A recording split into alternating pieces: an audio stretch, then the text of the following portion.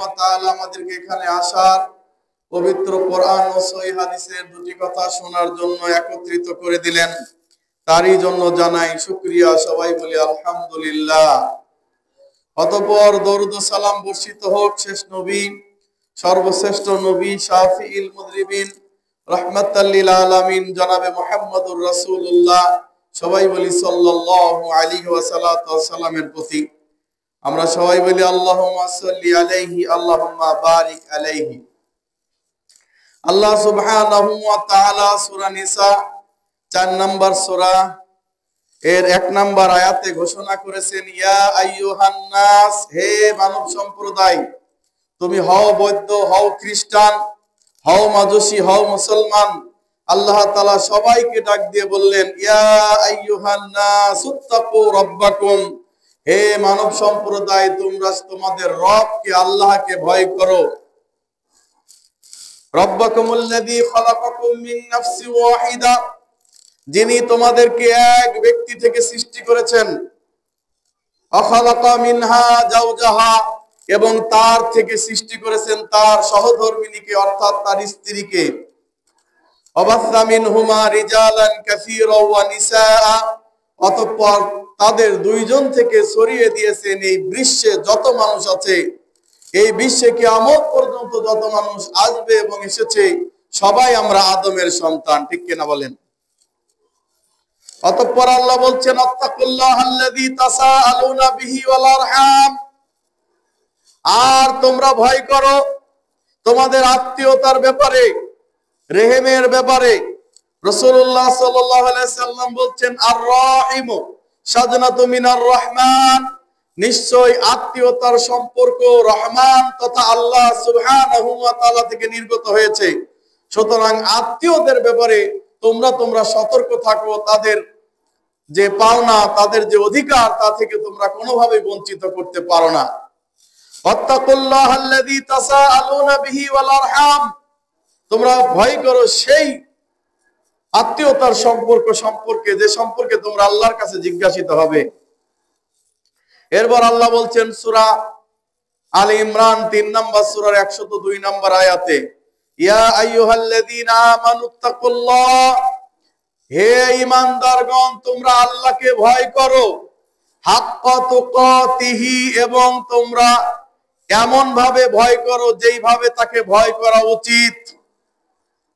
ওয়ালা তামুতুন্না ইল্লা ওয়া আনতুম মুসলিমুন, এবং তোমরা মুসলমান না হয়ে মৃত্যুবরণ করো না। আল্লাহ তাআলা ঈমানদারদের ডাক দিয়ে বলছেন যে, হে ঈমানদারগণ, তোমরা মুসলমান না হয়ে মৃত্যুবরণ করো না। কেমন কথা! তাহলে ঈমানদারদেরও মুসলমান হতে হবে, আল্লাহর কাছে আত্মসমর্পণ করতে হবে। আল্লাহ তাআলা বলেন, নবী তুমি বলে দাও সূরা আনআম 6 নম্বর সূরার 162 এবং 163 নম্বর আয়াতে, কুল ইন্না সালাতি ওয়া নুসুকি ওয়া মাহইয়ায়া ওয়া মামাতি লিল্লাহি রাব্বিল আলামিন।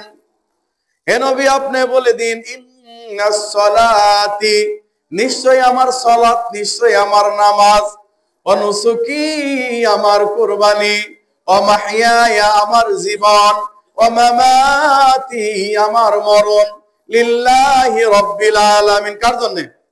আল্লাহ তাআলার জন্য। আমার সালাত, আমার মরণ, আমার জীবন, আমার হায়াতে জিন্দেগানি সবকিছু কার জন্য? আল্লাহ সুবহানাহু ওয়া তাআলার জন্য। এই জন্য আল্লাহ বলতেছেন, ইয়া আইয়ুহাল্লাযীনা আমানু, হে ঈমানদারগণ, ইযা নুদিয়া লিস-সালাতি মিন ইয়াউমিল জুমআ ফাসআউ ইলা যিকরিল্লাহ, যখনই জুমার আযান হয়ে যাবে তখন এই পৃথিবীর সমস্ত কাজ হারাম। কথা বলে ঠিক কিনা? পৃথিবীর সমস্ত কাজ হারাম। আযান হয়ে গেলে সব কাজ ফেলে সালাতের দিকে আসো। ফাসআউ ইলা যিকরিল্লাহ, আল্লাহর জিকিরের দিকে আসো। যদি তা না আসো, তাহলে তোমাদের উপর এমন গজব আপতিত হবে, এমন বিপদ আপতিত হবে, এমন ফিতনা আপতিত হবে, তোমরা বুঝতেও পারবে না। তোমাদের ভাই ভাই মিল থাকবে না, তোমার স্বামী স্ত্রীর মধ্যে গন্ডগোল লেগে যাবে, তোমার সন্তান তোমার কমান্ড মানবে না, কথা মানবে না, তুমি আল্লাহর আইন মানবে না, আল্লাহর কথা মানবে না। আল্লাহ তোমাকে সালাতের জন্য আহ্বান করছেন, জুমার সালাত হয়ে গেলে বসে থাকা যাবে না। আর তোমরা আশেপাশে মাছ মারতেছো, তোমরা আশেপাশে জমিতে কাজ করতেছো, আল্লাহকে ভয় করো না? এই আল্লাহ তাআলা ইচ্ছা করলে এই জমিনকে উল্টায় দিতে পারেন না? নবী মুহাম্মদ রাসূলুল্লাহ সাল্লাল্লাহু আলাইহি সাল্লাম জুমার খুতবা দিচ্ছিলেন। তখনকার দিনের কি নিয়ম ছিল জানেন? জুমার খুতবা হতো সালাতের পরে। জুমার খুতবা কেমন? আমরা যেমন ঈদের মাঠে কি করি, আগে সালাত করি পরে জুমার খুতবা দেই না?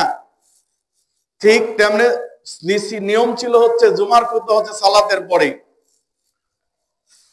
সাহাবায়ে কেরাম আমাদের মতো এই মণিপুর বাজার, তালতলি বাজার, মির্জাপুর বাজার, ভবানীপুর বাজার, কোতাবাড়া বাজার, পিরোজআলী বাজার ছিল না। সাহাবায়ে কেরামের যুগে বাজার ছিল না, অনেক দূরে। এমনকি সপ্তাহে বা মাসে একদিন অনেক দূর থেকে বাণিজ্য বহর আসতো, খুব প্রয়োজনীয় জিনিসপত্র নিয়ে আসতো তারা। তখন এই বাণিজ্য বহর বেশিক্ষণ থাকতো না, 1-1.5 ঘন্টা থাকতো। মানুষ দ্রুত গতিতে তাদের প্রয়োজনীয় জিনিসপত্রগুলা কিনে নিয়ে যেত। এইভাবে বাণিজ্য বহর আসার পরে সবাই এই রাসূল সাল্লাল্লাহু আলাইহি সাল্লাম খুতবা দিচ্ছিলেন দাঁড়িয়ে। রাসূলুল্লাহ সাল্লাল্লাহু আলাইহি সাল্লাম কখনো বসে খুতবা দেন নাই, সবসময় তিনি দাঁড়িয়ে খুতবা দিয়েছেন। তাই দাঁড়িয়ে খুতবা দিচ্ছিলেন।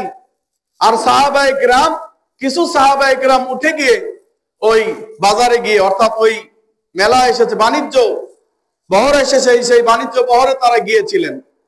আল্লাহ নবী সাল্লাল্লাহু আলাইহি সাল্লামের কাছে আল্লাহ তাআলা সঙ্গে সঙ্গে ওহী নাজিল করে দিয়ে বললেন, তোমাদের ভাগ্য যদি আগে থেকে সুনির্ধারিত না থাকতো, আজকে মদিনা আগুন দিয়ে ভরে যেত, আযাব দিয়ে ভরে যেত। সাহাবায়ে কেরাম যারা ক্ষুধার্ত, পিপাসার্ত, আজকের এই বাজারের খাবার না পেলে তাদের আবার 1 সপ্তাহ না খেয়ে থাকতে হবে। তথাপি আল্লাহ সুবহানাহু ওয়া তাআলা এটা সহ্য করলেন না। সাহাবায়ে কেরাম ভয়ে ভীত হয়ে গেলেন যে আমরা কত বড় অন্যায় করে ফেলেছি, তাও সালাত হয়ে গেছে শুধু খুতবার টাইমে। আমরা অনেকে মনে করি খুতবা নামাজ যখন দাঁড়াবে তখন গিয়ে পড়বো। আরে প্রত্যেক ওয়াক্তে 4 রাকাত করে ফরজ নামাজ করা হয়েছে কিনা?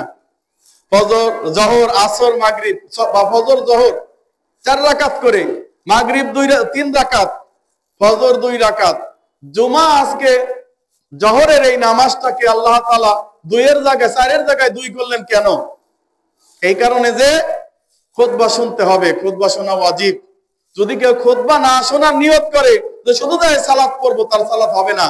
হ্যাঁ, কারো যদি একান্ত সমস্যা থাকে, আসতে পারে নাই, সে যদি জুমার সালাত ধরে তাহলে হয়ে যাবে। কিন্তু ইচ্ছা করে বাড়িতে বসে থাকবো আর মনে করব যে নামাজ দাঁড়ায় গেলে তখন যাব, তাহলে ভাই এটা ভুল ধারণা। কারণ এই খুতবা ইবাদতের অংশ। খুতবা কিসের অংশ? ইবাদতের অংশ। সুতরাং আল্লাহ বলছেন, ইয়া আইয়ুহাল্লাযীনা আমানুত্তাকুল্লাহ, হে ঈমানদারগণ তোমরা আল্লাহকে ভয় করো, হাক্কা তুকাতিহি, যেমন করে তাকে ভয় করা উচিত। ওয়ালা তামুতুন্না ইল্লা ওয়া আনতুম মুসলিমুন, আর তোমরা মুসলমান না হয়ে মৃত্যুবরণ করো না।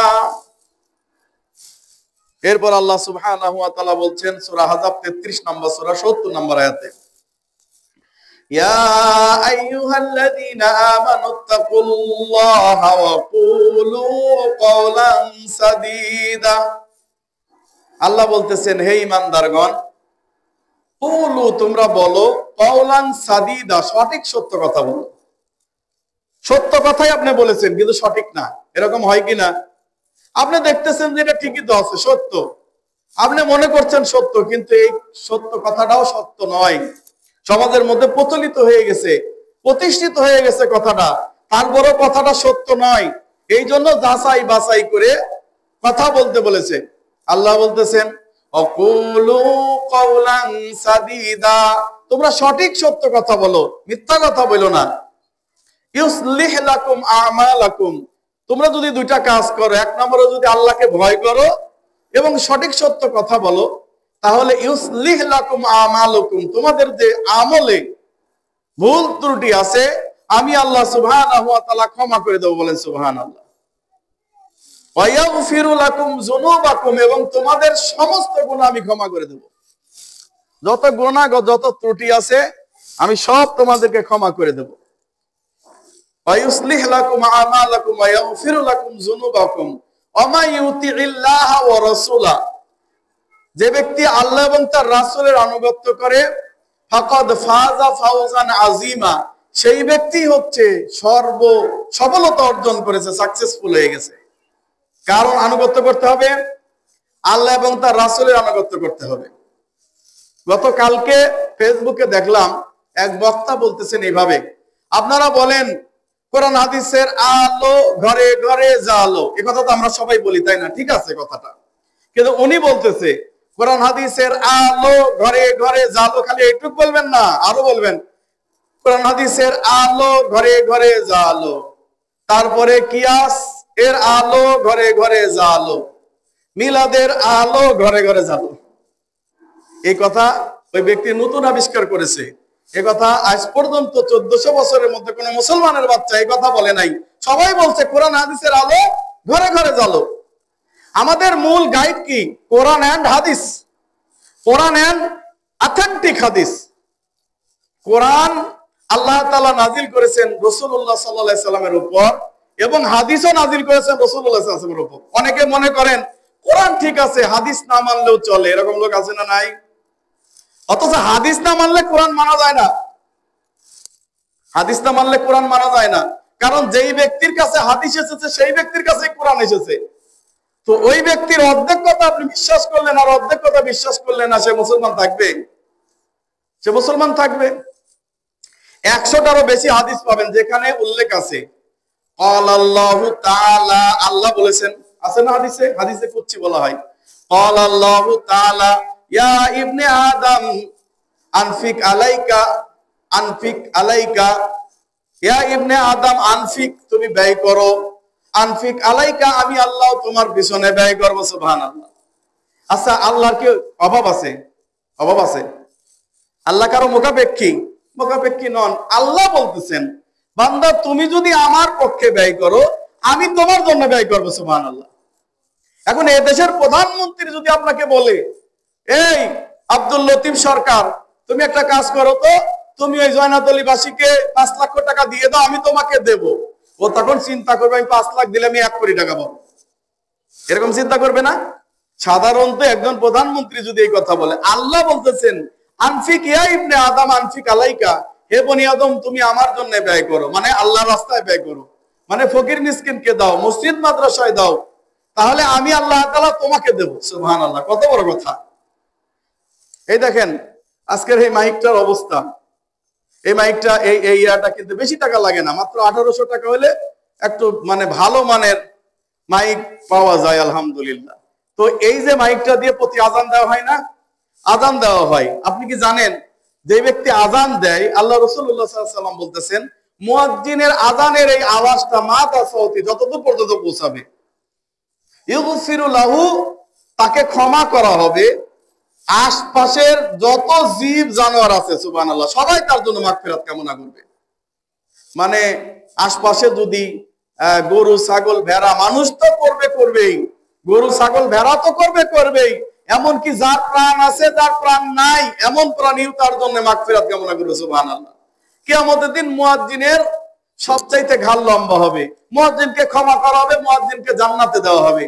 এখন সাহাবায়ে কেরাম বলতেছে সব তো মুয়াজ্জিনই নিয়ে গেল, আমরা কি ঘোড়ার ডিম পাইলাম?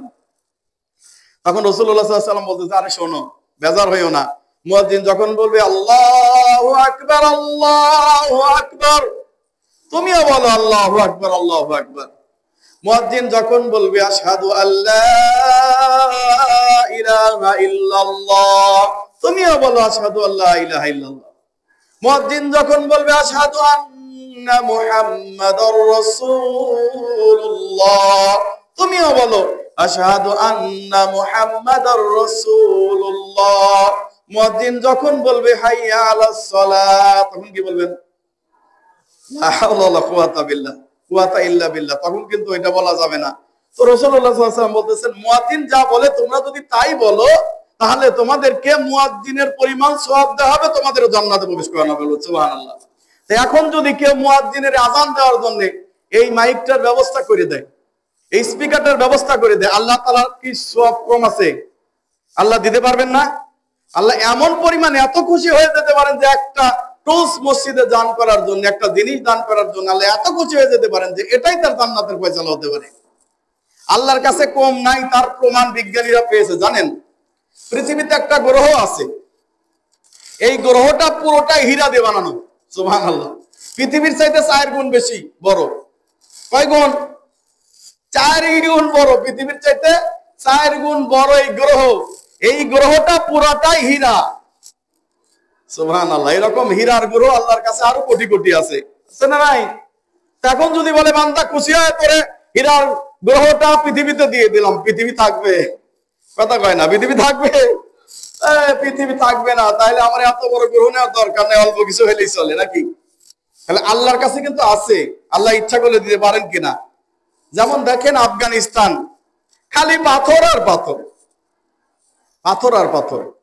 আল্লাহ বলল বান্দারে, এই মণিপুরবাসী, এই জয়নাতলিবাসী, তোমরা যদি 2টা কাজ করো, সূরা আরাফ 7 নম্বর সূরা 96 নম্বর আয়াত পড়ে দেখেন, আমানু ওয়াত্তাকু, যদি ঈমান আনো আর আল্লাহকে ভয় করো, লা ফাতাহনা বারাকাতাম মিনাস সামাই ওয়াল আরদ, আমি আসমান এবং জমিনের দুয়ার খুলে দেব। কত নিবে, কত খাবে, খেয়ে কখনো শেষ করতে পারবে না। সুবহানাল্লাহ। মানে আল্লাহর আইন দুইটা মাইনে নেন। এক হচ্ছে তাকে ভয় করতে হবে, আমানো ঈমান আনতে হবে। এই 2টা জিনিস করলে আল্লাহ দেবেন, ওয়াদা করছে। তো সেই ওয়াদা 2টা বাস্তবায়ন করছে আফগানিস্তান, করছে কিনা? হ্যাঁ, বিশ্বের সবচেয়ে বড় মোরলরা তার দেশ আক্রমণ করেছিল, এদেরকে হটিয়ে দিয়ে তারা খেলাফত কায়েম করছে কি করে নাই? করছে। করার ফলশ্রুতিতে আল্লাহ তাআলা তাদের পাথর থেকে একটা গাছ বাইর করে দিল। কি গাছ? আনার গাছ, ডালিম গাছ।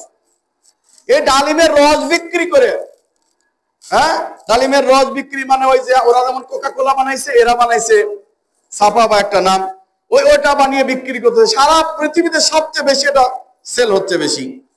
এরপরে আল্লাহ তাআলা পাথরের মধ্যে, নদীর মধ্যে এমন এমন জিনিস, এমন এমন খনি দিয়ে দিয়েছে, এখন পৃথিবীর সবচাইতে টাকার মূল্য বেশি আফগানিস্তানে। সুবহানাল্লাহ। মানে কথা বুঝতে পারেন, বুঝাইতে পারেন? বুঝছেন কি? মানে পৃথিবীতে যত সবচেয়ে বেশি টাকার দাম ছিল সম্ভবত অস্ট্রিয়া, যেখানে ইউরো আর কি, ইউরোটা সবচেয়ে দাম ছিল বেশি, সেই ইউরোকে পাশে ফেলায় এখন আফগানিস্তানের টাকা। সুবহানাল্লাহ। অথচ আফগানিস্তানে খাইতে পারতো না, কত মানুষ মারা গেছে। অথচ একমাত্র আল্লাহর 2টা কথা মানার কারণে আজকে তাদেরকে আল্লাহ তাআলা কি পরিমাণ রিজিক দিয়েছেন। আল্লাহ পাথর থেকে কোটি কোটি কোটি টাকা দিচ্ছেন, তাদের দেশ এখন অনেক উন্নত হয়ে গেছে। আর বাংলাদেশ তো বলা হয় সোনার বাংলাদেশ। পুরো বাংলাদেশটা স্বর্ণের উপর ভাসমান। জানেন আপনি, বাংলাদেশের যত স্বর্ণের খনি আছে সৌদি আরবেও নাই, কিন্তু আমরা উত্তোলন করতে পারি না। বাংলাদেশে যত গ্যাসের খনি আছে পৃথিবীর আর কোনো দেশে নাই। এই যে ইন্ডিয়া এত বড় রাষ্ট্র, ইন্ডিয়া কোনো খনিই নাই বলা চলে। ইন্ডিয়া আমাদেরকে যখন দেশ বিভাগের সময় বাংলাদেশ বেছে বেছে নিচের রাষ্ট্র দিছিল। কেন দিছিল জানেন? ওটা নিচু, আমরা পানিতে ডুবাই মেরে দেবো ওদের। কিন্তু আল্লাহ তাআলার পরিকল্পনা কত স্বচ্ছ দেখেন। এই বাংলাদেশের বুকে কোটি কোটি লক্ষ লক্ষ বিলিয়ন ট্রিলিয়ন ডলারের খনিজ সম্পদ রয়েছে। সুবহানাল্লাহ। যদি আমরা আল্লাহকে ভয় করি, আল্লাহর কথা মেনে চলি, আল্লাহর রাস্তায় খরচ করি, আল্লাহ আমাকে দেবেন। কোন উৎস থেকে দিবেন আপনি চিন্তা করতে পারবেন না। আল্লাহ বলেন সূরা তালাক 65 নম্বর সূরা 5 নম্বর আয়াত, ওমাইয়াত্তাকিল্লাহা ইয়াজআল লাহু মাখরাজা, ওমাইয়াত্তাকিল্লাহা, যে ব্যক্তি আল্লাহকে ভয় করে, ইয়াজআল লাহু মাখরাজা, আমি তার পরিত্রাণের উপায় বলে দেই। আমি তাকে এমন ভাবে তাকে বিপদ থেকে উদ্ধার করি সে নিজেও বুঝতে পারে না, এবং তাকে এমন উৎস থেকে রিজিক দান করি যেই রিজিকের ভান্ডার কখনো শেষ হবে না। সুবহানাল্লাহ। কখনোই শেষ হবে না। সেই রিজিক থেকে আমি কি করি? তাদেরকে রিজিক দান করি। এজন্য বলছে আনফিক ইয়া ইবনে আদম আনফিক আলাইকা বনি আদম, তুমি আমার জন্য খরচ করো, আমি আল্লাহ তোমাদের জন্য খরচ করব। এই একটা হাদিস। আরেকটা হাদিস আছে, রাসূলুল্লাহ সাল্লাল্লাহু আলাইহি ওয়াসাল্লাম বলেছেন, قال الله تعالى, আল্লাহ বলেন, ইয়া ইবনে আদম তাফাররাক লিইবাদাতি আমলাউ সাদরাকা গিনা, হে বনি আদম, তুমি যদি আমার ইবাদতের জন্য একটু সময় বের করে নাও। আল্লাহ বলেন, কি বলেন?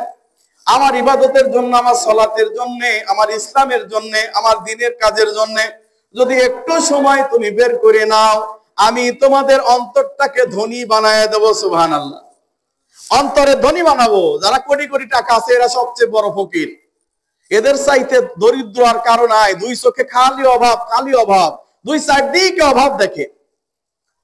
মণিপুর আমার বন্ধু বান্ধব যারা অনেকেই আছে, বেশিরভাগ তারা 5 তলা 6 তলা 7 তলা বাড়ি করে ফেলছে। করছে কিনা?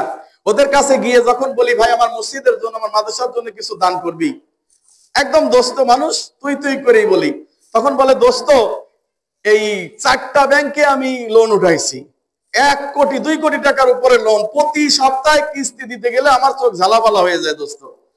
তা আমি খুব কষ্ট পেয়ে বললাম দোস্ত আসলে তুই কষ্ট আছিস, ধর 500 টাকা তুই নেই। কথা মনে হয় বোঝেন নাই। এই যে দেখতেছেন 7 তলা 8 তলা বাড়িওয়ালা, এরা বড় লোক না তো, এরা আমার চাইতে দরিদ্র। আমি জঙ্গলে থাকি, আলহামদুলিল্লাহ আল্লাহ ভালো রেখেছেন। আমার অত বড় স্বপ্ন নাই 8 তলা 10 তলা তুলতে হবে, আর ওই ঋণের কিস্তির জ্বালায় সারা রাত ঘুম ধরবে না। ও টাকার প্রয়োজন নাই, ওই সম্পদের দরকার নাই। কথা কোন ঠিক কিনা? এর চাই মাটির ঘরে থাকি, মাটির ফ্লোরে থাকি, তাও ভালো। তো দেখেন ওদের অন্তরে আল্লাহ তাআলা কি দেয় নাই? ওই সম্পদ দেয় নাই যেই সম্পদে তাদের পরিপূর্ণ তৃপ্তি এসে যাবে, কিন্তু তারা সেই সম্পদ পায় নাই। আল্লাহ বলতেছেন বনি আদম তুমি যদি আমার জন্য একটু সময় ব্যয় করো, আমি তোমাকে অন্তরের ধনী বানায় দেব। আমি যখন কোথাও তাবলীগের কাছে বের হই, শুক্রবারের দিন, জুমার দিন কিন্তু সবচেয়ে বেচাকিনি বেশি, তাই না? ওই দিনই আমার দোকান বন্ধ, পাবলিক এসে পায় না। বলে ভাই, আমি বলি যে আমি জুমার দিন একমাত্র আল্লাহর জন্য দিয়ে দিছি, এই দিন আল্লাহর কাজ ছাড়ার কোনো কাজ হবে না। তো ঠিক আছে, রাত 10টা পর্যন্ত আমি দাওয়াতের কাজ করি, সকাল ফজর থেকে শুরু হয়। তো 10টার পরে হঠাৎ কোনো কারণে দোকান খুলি, দোকানের মধ্যে জিনিসপত্র আছে, খুলি, খোলার পরে দেখি সারাদিন যা বিক্রি হয় নাই ওই 10-15 মিনিটে এটা বিক্রি হয়ে গেছে। সুবহানাল্লাহ। আল্লাহ কেমনে জানি কাস্টমার পাঠায় দিছে, ওই 10-15 মিনিটে সারাদিনের বিক্রি হয়ে গেছে। তো ওটা কি ইয়া ইবনে আদম তাফাররাক লিইবাদাতি আমলা সাদরাকা গায়নান, বান্দা তুমি যদি আমার জন্য সময় ব্যয় করো আমি তোমার অন্তরটা ধনে ঐশ্বর্যে পরিপূর্ণ করে দেব। আর যদি তুমি আমার পথে সময় ব্যয় না করো, আমার দিকে তোমার খেয়াল না থাকে, তাহলে আমি তোমাদেরকে কৃপণ বানায় দেব। এমন তোমাদের সম্পদ আমি তোমাদেরকে ফকির বানায় দেব, দরিদ্র বানায় দেব। কেমন দরিদ্র? 2 চোখটা ব্যস্ততা দিয়ে ভরে দেব, চারিদিকে খালি ব্যস্ততা আর ব্যস্ততা দেখতে পাবে। হাত্তা জুরতুমুল মাকাবির, যতক্ষণ পর্যন্ত তো না তুমি কবরে উপনীত না হচ্ছ ততক্ষণ পর্যন্ত ব্যস্ততা ব্যস্ততা ব্যস্ততা।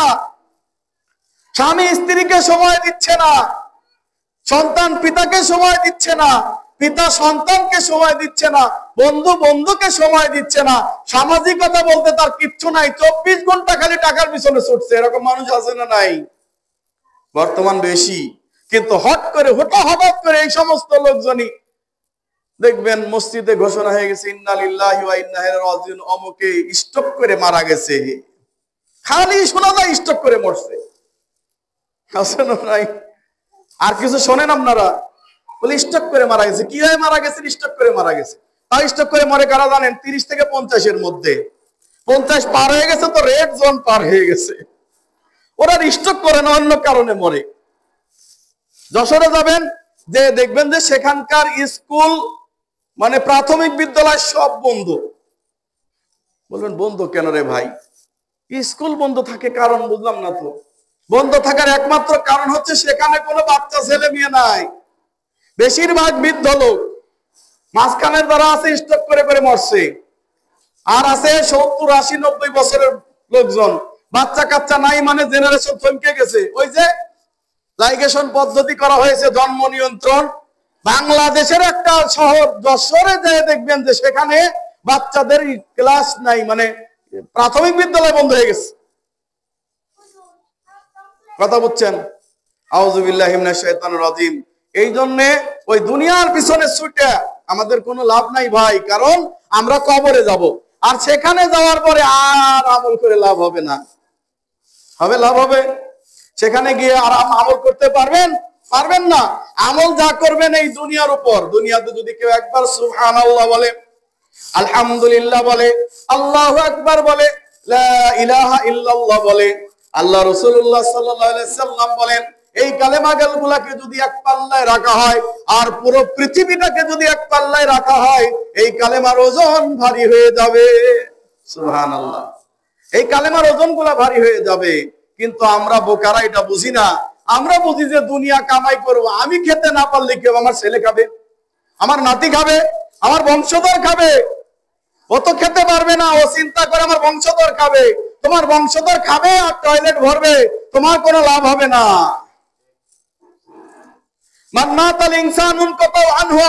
একজন মানুষ যখন মরে যায় সব আমল নিয়ে চলে যায়, ইল্লা মান সালাসা, তিনটা বাকি থাকে। এক নাম্বার সাদকায়ে জারিয়া, সে যা দান করে গেছে, মসজিদ করে গেছে, মাদ্রাসা করে গেছে, বিভিন্ন এমন কাজ করে গেছে যেগুলো মানুষ উপকৃত হয়। সে উপকৃত এই কাজগুলা যদি সে করে যায় তাহলে সেটা কবরে যাবে। রাসূলুল্লাহ, আমরা জানি না, আমরা একটা হাদিস শুনছি না, মান বানা লিল্লাহি মসজিদান বানাল্লাহু বাইতান ফিল জান্নাহ, যে ব্যক্তি আল্লাহর জন্য একটি মসজিদ ঘর বানায়, আল্লাহ তার জন্য জান্নাতে একটা ঘর বানাবেন। আছে না হাদিসটা?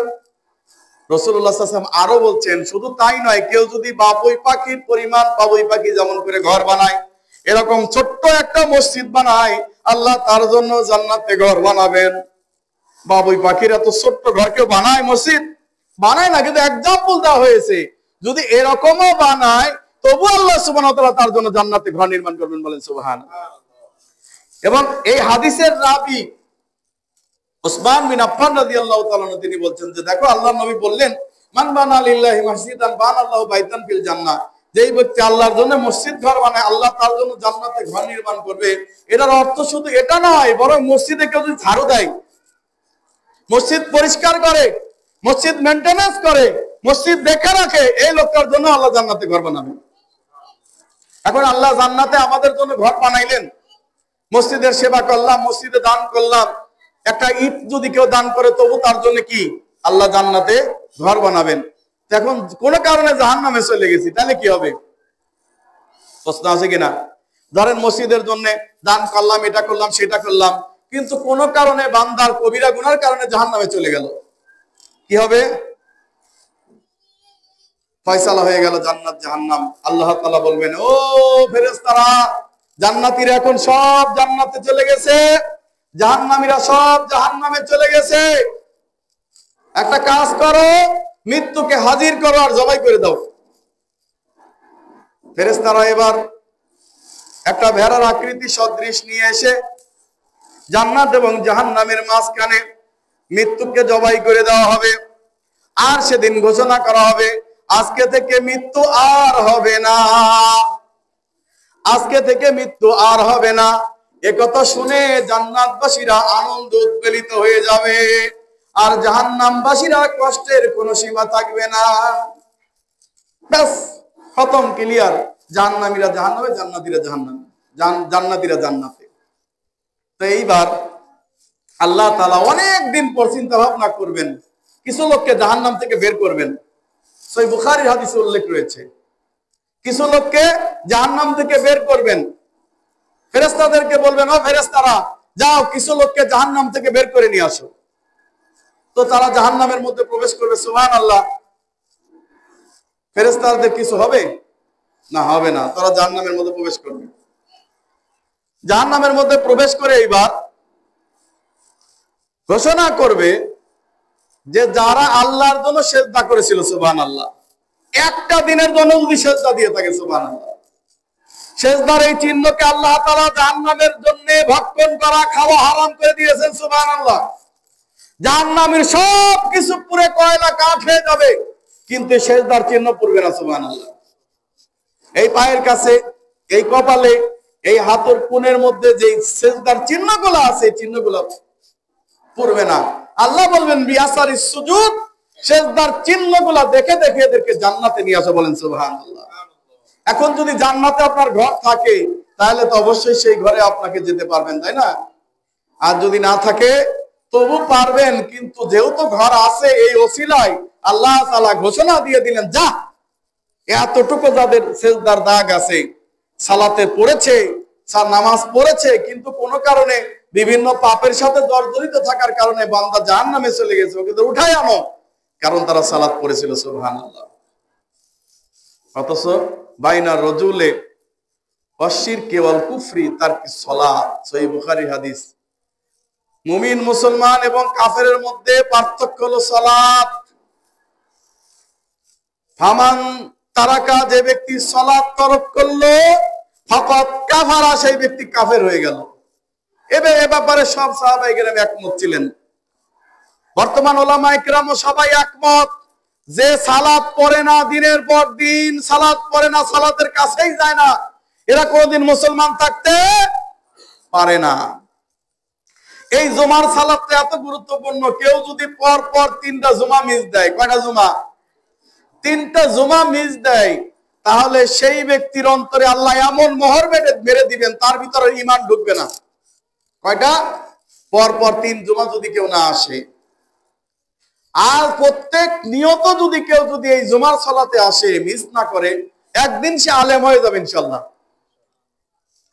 জানেন কেন আলেম হবে? জানেন, কারণ আমরাও এক সময় এই জুমার খুতবা শুনতাম, অত পাকা ইমানদার ছিলাম না, কিন্তু জুমার খুতবা শুনতে শুনতে শুনতে শুনতে শুনতে শুনতে মনের ভিতরে তৈরি হয়েছে যে হাদিস শিখতে হবে, কোরআন শিখতে হবে, কোরআন শিখতে হবে, হাদিস শিখতে হবে। আস্তে আস্তে আস্তে আস্তে আল্লাহ তাআলা তার হৃদয়টাকে প্রশস্ত করে দিবেন, আর আল্লাহ যার কল্যাণ চান তাকেই দ্বীনের জ্ঞান দান করেন, বলেন সুবহানাল্লাহ। অতএব জুমার সালাত যেন আমরা কোনোভাবে মিস না দেই। এই সালাত আমাদেরকে ঈমানের পথে নিয়ে যেতে সক্ষম হবে ইনশাআল্লাহ তাআলা। যেই ব্যক্তি জুমার সালাত আদায় করে, এক জুমা থেকে অপর জুমা পর্যন্ত যত পাপ থাকে আল্লাহ সব মাফ করে দেয়, সুবহানাল্লাহ। এমনকি অগ্রিম আরো 1 সপ্তাহের গুনাহ আল্লাহ মাফ করে দিবেন। যদি কেউ জুমার সালাতে আসে, চুপচাপ বসে, খতিব সাহেব যা বলে মনোযোগ দিয়ে শোনে, সওয়াবের আশায় সালাত আদায় করে, এরপর যখন সালাত শেষ হয় বাড়িতে চলে যায়, সেখানে গিয়ে 2 রাকাত সালাত পড়ে, রাসূলুল্লাহ সাল্লাল্লাহু আলাইহি সাল্লাম বলতেছেন এমন ব্যক্তির জন্য 1 সপ্তাহের গুনাহ আল্লাহ মাফ করে দিবেন। এমনকি পরবর্তী আরো 1 সপ্তাহ অগ্রিম তার গুনাহ আল্লাহ মাফ করে দিবেন, বলেন সুবহানাল্লাহ।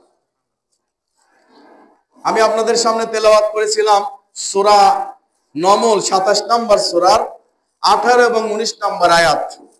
আল্লাহ সুবহানাহু ওয়া তাআলা বলছেন, ওয়া হুশিরা লিসুলাইমানা জুনুদুহু মিনাল জিন্নি ওয়াল ইনসি ওয়াত তায়রি ফাহুম ইউজাউন।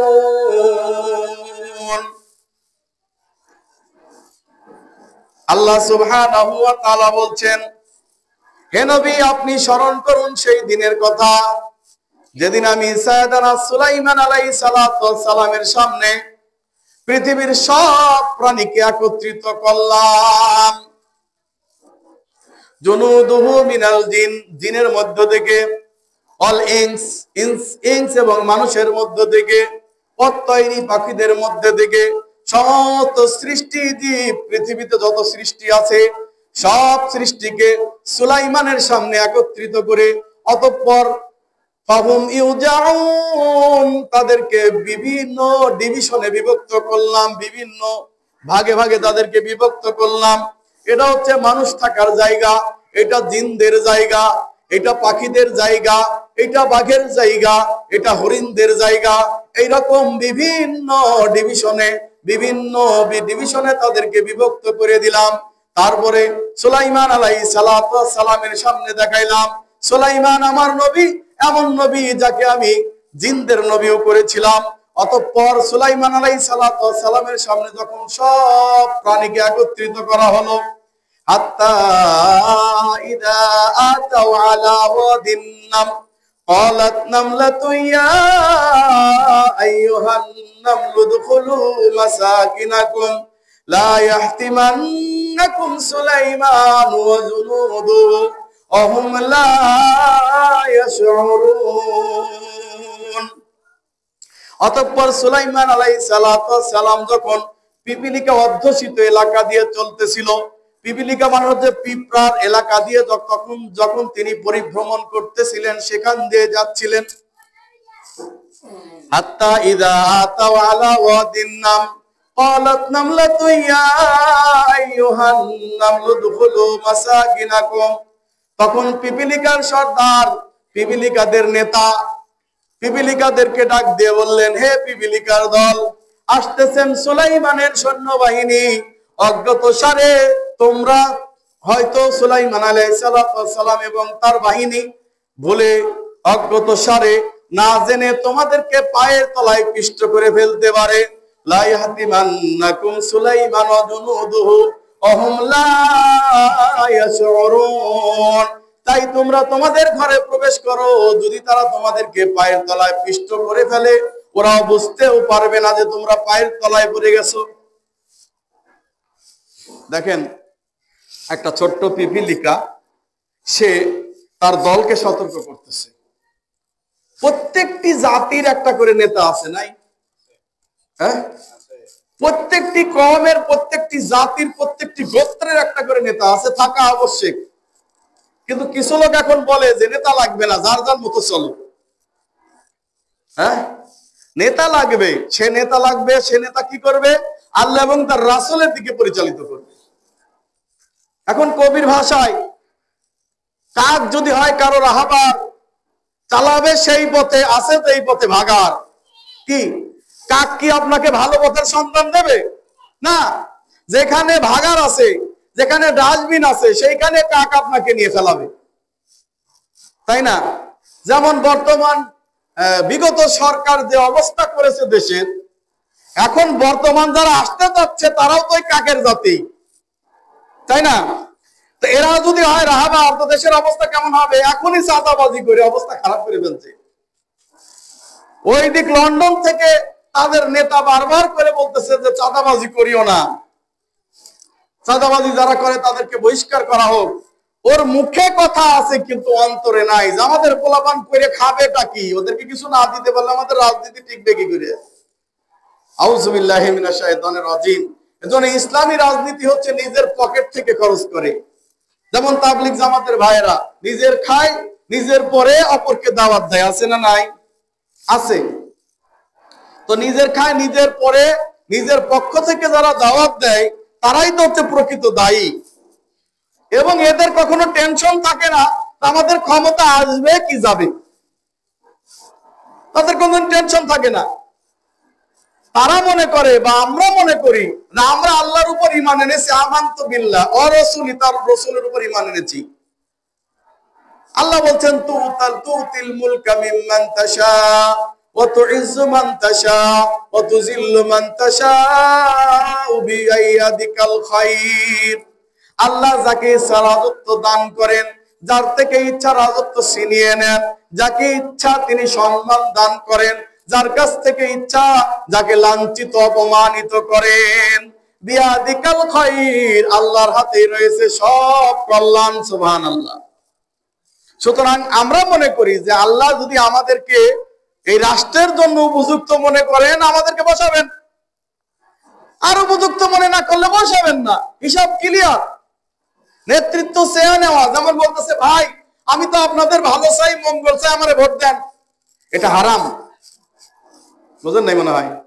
কেউ যদি বলে ভাই আমি আপনাদের মঙ্গল চাই আর আমি আপনাদের ভালো লোক, আমি কি আপনাদের খারাপ চাই, আপনি আমাকে ভোট দেন, হারাম। যেই লোকটা ভোট চায় না, যেই লোকটা লোকের কাছে চায় না, এই লোকটাকে যদি এলাকাবাসী জোর করে ধরে নির্বাচনে দেয় আর বলে যে আমরা আপনার পিছনে আছি, সেই লোকটা এই এলাকার জন্য ভালো কাজ করবে। কতক্ষণ ঠিক কিনা? যেমন আমি শুনেছি এক এলাকায় একজন লোক খুব ভালো, সে নির্বাচনে তাকে দাঁড় করানোর জন্য সব লোক প্রস্তুত। সে বলে আমি নির্বাচনে যেতে পারবো না। কেন? আমরা আপনার পিছনে আছি, সমস্যা কি? হ্যাঁ, পিছনে তো আসোই। বাংলাদেশে যদি দুইটা কাজ করি তাহলে সে শেষ। এক হচ্ছে আর একটা বিয়ে করলে, আর একটা হচ্ছে কেউ নির্বাচনে দাঁড়ালে সে ফতুর। আমি বুঝি এত পাগল না, আমি এই কাজ করবো। তো বলতেছে যে ঠিক আছে, তাহলে কি করবো বলেন? তোমরা যদি আমাকে নির্বাচনে দাঁড় করাও, আগে আমার জন্য টাকা কালেকশন করো। এই যে তোমাদের চাটা খাওয়াইতে বা এই সেই করতে যে খরচ হবে, আমি তো পকেট থেকে করতে পারবো না। আমি কেন করব? আমি তো জনগণের জন্য কিছু করব, তখন আমি করব। এখন আমি খরচ করব কেন? তোমরা যদি করো আমার পক্ষ থেকে খরচ করে নির্বাচন করাইতে পারো তো ভালো কথা। হ্যাঁ, আমরা তাও রাজি। যখন ব্যালট পেপারে সিল মারবে ওই সময় আবার 500 টাকা করে পিন আপ করে দিবা। কারণ নির্বাচন হওয়ার পরে তো আমাকে তোমাদের তো একটু ভোজন করাইতে হবে, খাওয়াইতে হবে, খরচ করতে পাবো কই? যদি রাজি থাকো আমি ভোটে দাঁড়াবো, নইলে নাই। সত্যিকার অর্থে তাই করেছে মানুষজন, তাকে এত ভালোবাসে। শেষ পর্যন্ত সে নির্বাচিত হয়েছে এবং বারবার সে নির্বাচিত হয়। সে জনগণের জন্য কিছু করতে পারে, তার জন্য ভোটে দাঁড়ানো জায়েজ। কিন্তু কেউ যদি কামাক ভোট দেন আমি ভালো মানুষ, ওই ব্যক্তি হারাম কাজ করলো। আল্লাহ নবী সাল্লাল্লাহু আলাইহি সাল্লাম বলেন, যে ব্যক্তি আমাদের কাছ থেকে বলে আমাকে দায়িত্ব দেন, দায়িত্ব চেয়ে নেয়, সেই ব্যক্তি দায়িত্ব প্রাপ্ত হয় না। তাকে দায়িত্ব দেওয়া হলে তাকে আল্লাহ তাআলা সাহায্য করেন না। এজন্য বলতেছেন ন্যায় সামুরা বিন জুনদুব, শুনে রাখো, লা তাসআলুল ইমারা, তোমরা দায়িত্ব চেয়ে নিও না, ক্ষমতা চেয়ে নিও না। যদি দায়িত্ব চেয়ে নাও আল্লাহর পক্ষ থেকে সাহায্য আসবে না। আর যদি দায়িত্ব না চাও আল্লাহর পক্ষ থেকে সাহায্য চলে আসবে যদি দায়িত্ব পেয়ে যাও। যেমন বর্তমান সরকার দায়িত্ব পেয়েছে, তারা দায়িত্ব চাইছিল? কথা কয় না। তারা দায়িত্ব চাইছিল, মানুষের কাছে ভোট চাইছে? চাই নাই। এদেরকে আল্লাহ নির্বাচন করেছেন, মানুষজন ভালো বুঝে তাদেরকে দিয়েছে। এরা যদি দেশের জন্য কিছু কল্যাণ করতে পারে তবেই হতে পারে কল্যাণ, নইলে কল্যাণ নির্বাচিত সরকার দিয়ে কখনো কল্যাণ হবে না, আমি মনে করি না। আল্লাহ আমাদের বোঝার ক্ষমতা দান করুন, আল্লাহুম্মা আমিন। তো বলছিলাম যে আল্লাহ সুবহানাহু ওয়া তাআলা বলছেন, ওই পিপিলিকার দল সে তার জাতিকে সতর্ক করতেছে, জাতি শুনে রাখো, আসতে পারে সুলাইমানের বাহিনী, তারা আমাদেরকে পিষে ফেলতে পারে। সুলাইমান আলাইহিস সালাতু ওয়াস সালাম পিপিলিকাকে হাতে নিলেন, হাতে নিয়ে বললেন আল্লাহু আকবার। সুলাইমান আলাইহিস সালাম পিপিলিকার কথা বুঝতো কি বুঝতো না? বুঝতো। তিনি বুঝতেন, বুঝে তিনি বলতেছেন আল্লাহু আকবার। পিপিলিকা কথা বলছে, সুবহানাল্লাহ। এ কথা আগেকার বিজ্ঞানীরা বলতো যে কোরআন একটা রূপকথার গল্প, নাইলে পিপিলিকা আবার কথা কয় কেমনে? বর্তমান বিজ্ঞান বলছে পিপিলিকা শুধু কথা বলতে পারবে না, বরং পিপিলিকা সবচেয়ে বেশি হাই প্রযুক্তি ব্যবহার করে। সুবহানাল্লাহ। আমরা মোবাইল ম্যানেজ পেয়েছি 95 সালে। এর আগে মোবাইল ছিল না। সেই মোবাইলও ছাদের উপর উঠে গিয়ে নেটওয়ার্ক খোঁজা লাগতো। আইএসডি মোবাইল একটু ভালো হয়তো সারা পৃথিবীতে হয়তো, আর নইলে একটা মোবাইলের সিম কিনতে হয়তো 5000 টাকা দিয়ে। আমি নিজে কিনছিলাম। একটা সিম কয় টাকা? 5000 টাকা দিয়ে সিম কিনতে হয়তো। অথচ এরও কোটি কোটি কোটি কোটি বছর আগে এই প্রযুক্তির বেশি হাই অ্যান্টিনা প্রযুক্তি পিপিলিকার রয়েছে। সুবহানাল্লাহ। পিপিলিকার সামনে দুটো এরকম আছে না নাই? অ্যান্টিনা আছে না নাই? এই দুই অ্যান্টিনা দিয়ে সে সঙ্গে সঙ্গে সংকেত করে দেয়, কোন পিপিলিকা বিপদে পড়লে সব পিপিলিকা হাজির হয়ে যায় না? সুবহানাল্লাহ। এই হাই প্রযুক্তি আল্লাহ তাআলা তাদেরকে কোটি কোটি বছর আগে শিখাইছেন। এবং পিপিলিকা আমাদের মতো মানুষের যেমন মাটি দেয়, মরে গেলে ওরাও মাটি দেয়, পিপিলিকাকে ঢেকে রাখে। আবার তাদের খাদ্য গুদাম, শস্য গুদাম সুন্দর